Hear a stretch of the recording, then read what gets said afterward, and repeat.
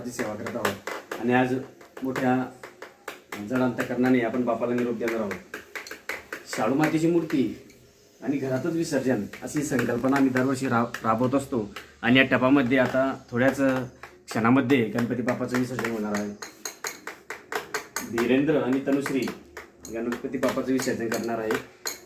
आपण सुद्धा शाडू मातीची मूर्ती जर बसवली दरवर्षी आणि मनोभावे तिची सेवा केली आणि शेवटच्या दिवशी घरामध्येच एखाद्या कुंडामध्ये किंवा बादलीमध्ये किंवा टबजी लावून त्यामध्ये आपण आपल्या आवडीचे जे फुलांची झाडं असतात, फळांची झाडं असतात ते लावू शकतो. म्हणजे कायम गणपती बाप्पा आपल्या सोबत राहणार आहे आणि पर्यावरणाचं सुद्धा आपण संरक्षण करणार आहोत. तर धन्यवाद. आपण आता गणपती बाप्पाचं विसर्जनाला सुरुवात करूया.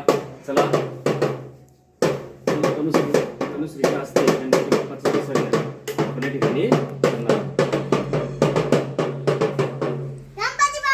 मोरया गणपती बाप्पा मोरया. 3 वेळा करा. 1 2 3 4. गणपती बाप्पा सोडलं तू. गणपती बाप्पा मोरया गणपती बाप्पा मोरया. या ठिकाणी गणपती बाप्पाचं विसर्जन आपलं आता संपन्न झालेलं आहे.